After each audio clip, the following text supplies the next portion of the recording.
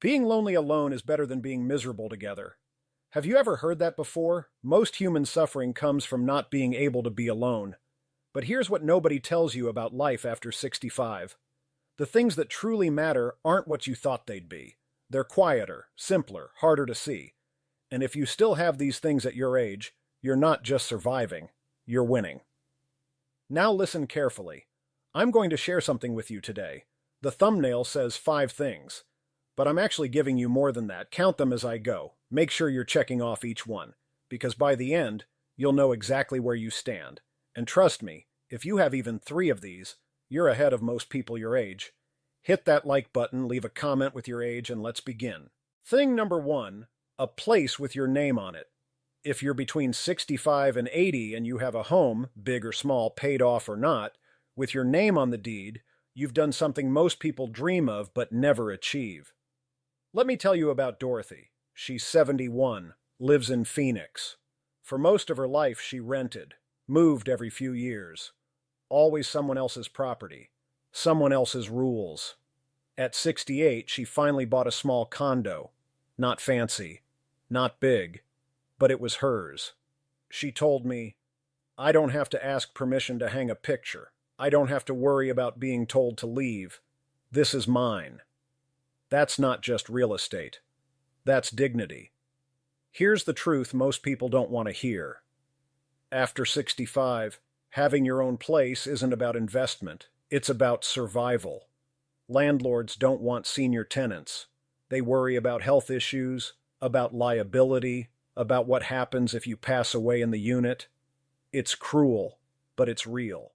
If you still have to move at 70, at 75, at 80, your options shrink fast. Rent goes up, choices go down. But if you have a home with your name on it, you have something no one can take away. You have a door you can close, a bed that's yours, a roof that won't disappear. It doesn't matter if it's a small apartment, a mobile home, or a house in the suburbs. If your name is on that deed, you've secured something priceless: stability. Your children know you're safe. Your mind is at ease. You're not one rent increase away from crisis. Dorothy told me something else.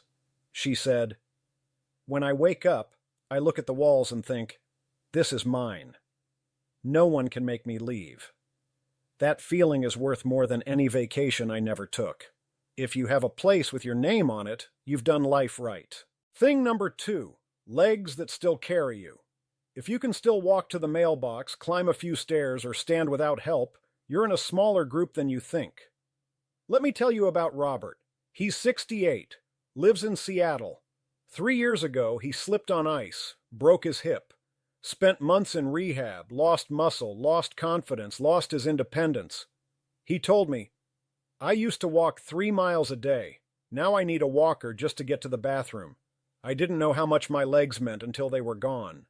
Your legs are not just limbs, they're freedom. When your legs work, you can go to the store yourself, visit a friend, walk through your home without fear, get up from a chair without using your hands, stand while cooking, move without asking for help. The moment your legs fail, everything changes. You need assistance. You need rides.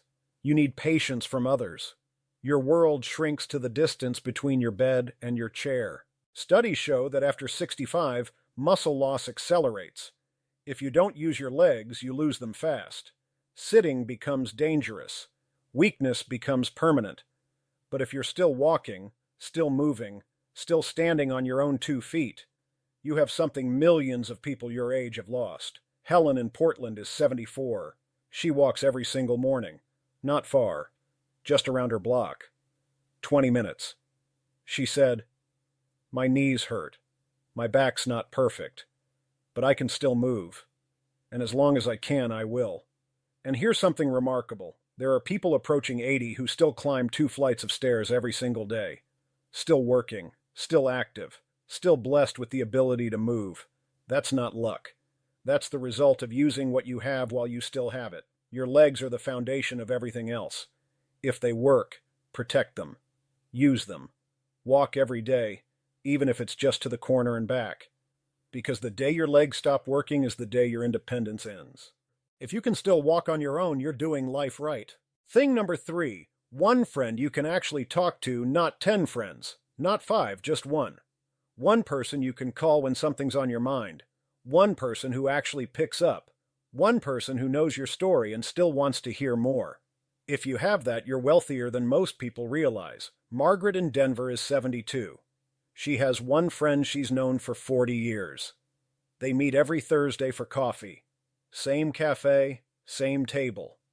She told me, "We don't talk about anything important. We just talk.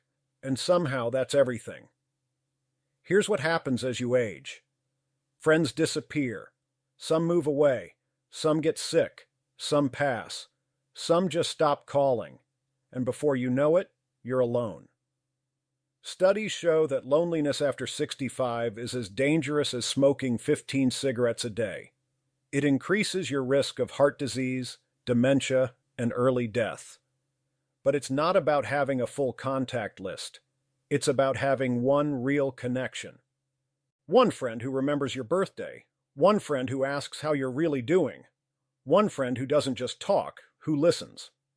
Frank in Boston is 76. His best friend lives 3 states away. They don't see each other often, but they talk every Sunday. Same time, for 30 years. He said, "I don't need a lot of friends, I just need him." That's enough. If you have one person in your life who truly knows you, who cares about you, who shows up even when it's not convenient, you have something most people spend their whole lives searching for. And if you don't have that yet, it's not too late. One coffee conversation, one phone call, one honest moment with someone, that's all it takes to start. If you have one true friend, you're doing life right. Thing number 4, children who still call, not children who need money.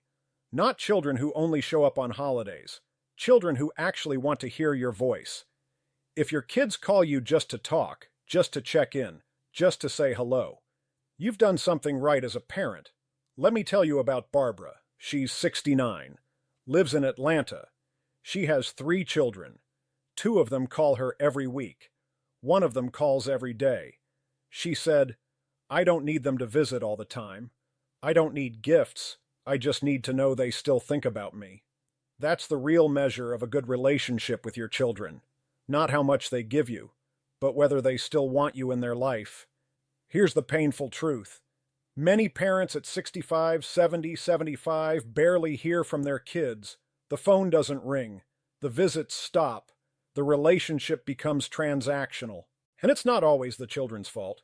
Sometimes it's years of unresolved tension. Sometimes it's misunderstandings that were never fixed. Sometimes it's just distance, emotional or physical. But if your children still call you, still want to talk to you, still invite you into their lives, you've built something strong. You raised them in a way that made them want to stay close. You treated them with respect even when they became adults. You didn't try to control them. You didn't make them feel guilty. You let them live their own lives while still being present in yours. William in Denver is 73. His daughter calls him 3 times a week. She doesn't need anything. She just wants to talk. He told me, "I never thought this would matter so much. But now that I'm older, her voice is the best part of my week." If your children still call you, not because they have to, but because they want to, you're doing life right. Thing number 5, enough money to live without begging, not wealth. Not luxury, just enough. Enough to pay your bills. Enough to buy groceries. Enough to cover your medicine. Enough that you're not dependent on your children for survival. If you have that, you have dignity. Charles in Philadelphia is 70. He worked as a mechanic his whole life. Never made much. But he saved a little. Now he gets Social Security. It's not a lot, but it's enough. He said, "I don't need fancy things. I just need to know I can take care of myself." That's the difference between peace and panic. When you have basic financial security, you're not asking your kids for help every month. You're not choosing between food and medicine. You're not lying awake at night wondering how you'll pay rent. Here's the harsh reality. Many seniors live in poverty. They worked their whole lives, but they have nothing left. They depend on their children, who are struggling themselves. They live with constant stress, constant worry, constant shame. But if you planned ahead, if you saved even a little, if you have a pension or social security or some income that covers the basics, you've protected yourself. You're not rich, but you're free. Dorothy in Phoenix told me, "I don't have extra money, but I have enough, and that's all I ever wanted." If you can pay your own way, you're doing life right. Now let me ask you something. How many of those 5 things do you have? If you have all 5, you're not just doing well, you're thriving. If you have 3 or 4, you're still ahead of most people your age. And if you only have 1 or 2, that's okay. Because you're aware, you're paying attention, and that awareness gives you the power to change what you can. But here's the thing, I promised you more than 5, and I'm keeping that promise. Because there are 2 more things that truly separate the people who are just surviving from the people who are actually living. Can you go to sleep at night without replaying old arguments in your head? Without hating someone from your past? Without bitterness eating away at you? If you can, you're free. Resentment is like drinking poison and waiting for the other person to die. It doesn't hurt them, it only hurts you. Let me tell you about Thomas. He's 72, lives in Chicago. For 20 years, he hated his brother. They had a fight over their father's will, money, property, things that seemed important at the time.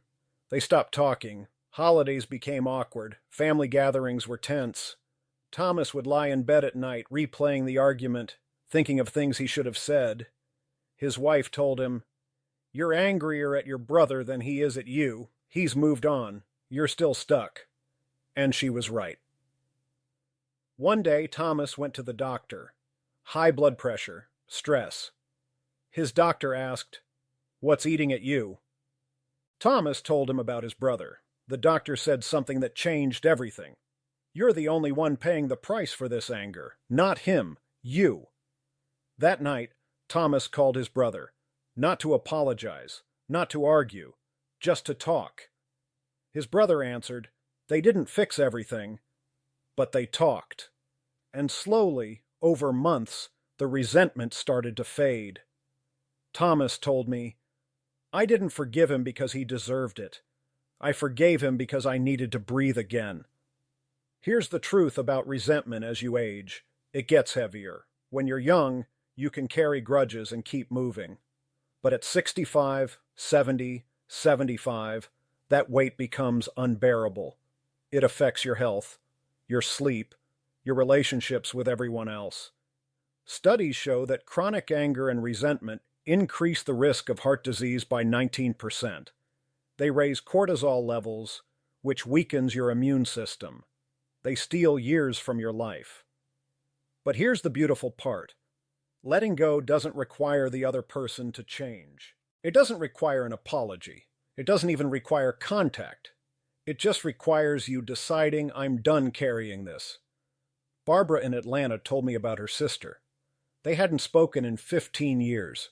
Over something so small, Barbara couldn't even remember what started it. One day, Barbara just stopped thinking about it. She didn't call her sister. She didn't send a letter. She just decided, this doesn't matter anymore. And the moment she let it go, she felt lighter. She said, "I don't need her to apologize. I don't need closure. I just needed to stop letting her live rent-free in my head." That's freedom.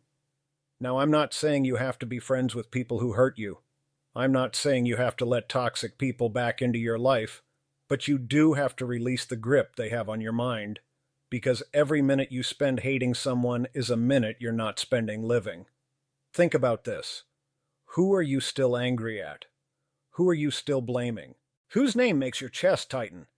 That person might not even remember what happened. They might be living their life completely unbothered while you're still suffering. Is it worth it?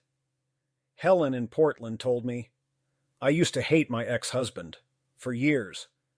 Every time I thought about him, I got angry. Then one day I realized I was the only one still suffering. So I let it go. Not for him. For me." She didn't call him. She didn't reconcile. She just stopped giving him space in her heart. And now when she thinks about him, she feels nothing. No anger, no bitterness, just peace. That's what freedom from resentment looks like. If you can go to bed at night without carrying grudges, without replaying old fights, without wishing harm on anyone, you've achieved something most people never do. You've chosen peace over being right. And that choice, at your age, is the difference between living with joy and living with poison. If you can sleep without resentment, you're doing life right. Not just waking up, but having something to wake up for. Maybe it's your garden, maybe it's your grandkids, maybe it's a hobby, a project, a routine that gives your day structure. If you still have something that makes you want to get out of bed, you're alive in the truest sense. Let me tell you about Dorothy. She's 68, lives in Phoenix. When her husband passed 3 years ago, she lost her reason to get up. They used to have breakfast together, go for walks, watch the news. It was routine, but it was theirs. After he died, mornings became empty. She'd wake up and think, why bother? She told me, I'd lie there for hours, not because I was tired, because I had nothing to get up for. Her daughter noticed. She bought Dorothy a bird feeder and said, put this outside your window, just try it. Dorothy did. The next morning, a cardinal showed up, then a blue jay, then sparrows. Dorothy started waking up to check on them. She'd make coffee, sit by the window, and watch the birds. It wasn't much, but it was something. She told me those birds gave me a reason, and once I had that, I started finding other reasons too. Here's the truth about life after 65. Purpose doesn't just disappear, but it changes. When you're younger, your purpose is obvious. You work. You raise your kids. You build your life. But after retirement, after your children are grown, after your spouse is gone, suddenly there's a void. And many people fall into it. Studies show that people who retire without a sense of purpose are 40% more likely to experience depression. They're at higher risk for cognitive decline. They lose their routine, their identity, their drive. But the people who thrive after 65 are the ones who find new reasons to get up. It doesn't have to be big. It doesn't have to change the world. It just has to matter to you. Robert in Seattle is 76. He feeds the birds every morning at 7 a.m. Not much, but it's his. He said, if I don't feed them, who will? They're counting on me, so I get up. Margaret in Denver is 74. She volunteers at the library once a week. She reads to kids. She told me, those kids don't know it, but they keep me going. I look forward to Tuesday all week long. Charles in Philadelphia is 70. He walks to the corner store every morning for coffee. Same time, same route, same guy behind the counter. He said, it's not the coffee, it's the walk, it's the routine, it's knowing I still have somewhere to be. That's purpose. It's not about achieving something monumental. It's about having a rhythm that pulls you out of bed. Now here's what happens when you lose that. William in Denver told me about his father. After he retired, his father stopped doing anything. No hobbies, no friends, no routine. He'd sleep until noon, watch TV all day, go to bed, repeat. William said, within 2 years he aged 10 years. His mind got foggy. His body got weak. He gave up. His father died at 73, not from disease, from lack of purpose. The doctors called it heart failure. But William knew the truth. His father's heart failed because it had nothing left to beat for. That's the danger of losing your reason to get up. Your body follows your mind. When you stop caring, your body stops trying. But here's the good news.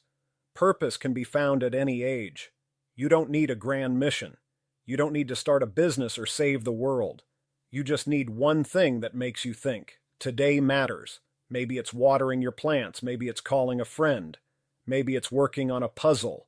Maybe it's cooking your favorite meal.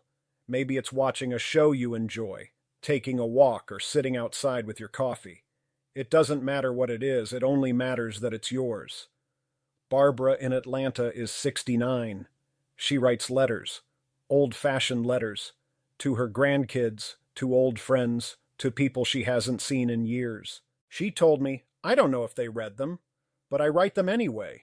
It gives me something to do, and I like imagining them smiling when they get them. That's enough. Helen in Portland is 74. She bakes bread every Sunday. She doesn't even eat most of it. She gives it away to neighbors. She said, "It's not about the bread. It's about the process, the kneading, the smell, the routine. It reminds me I'm still here." That's purpose. If you wake up every morning with something to look forward to, even if it's small, you're living. If you wake up and think, "I matter, today matters, I have something to do," you're winning. Because the moment you lose your reason to get up is the moment you start dying. But as long as you have something, anything that makes you want to open your eyes, you're alive. And that's the most important thing of all. If you have a reason to get up, you're doing life right. So let me ask you again. How many of these 7 things do you have? If you counted 5 on the thumbnail and thought that was it, surprise, you got 7. Because that's what life is. More than you expected, if you're paying attention. And here's the real question. At your age, what's your biggest problem? For some people, the biggest problem is just waiting for the world to get to the point. No fluff, no filler, just the truth. And if that's your biggest complaint, you're doing better than you think. Because climbing stairs, remembering yesterday's lunch, balancing on one leg, laughing often, keeping your friendships, cooking for yourself. Sure, you might forget where you parked your car sometimes. But if you're still doing all of this, you're winning. You're absolutely winning. If you made it this far, leave a comment with your age. Let me know which of these 7 things you still have. And remember, the fact that you're here watching, learning, reflecting on your life, that already sets you apart. You're not just surviving, you're living, and that's doing life right.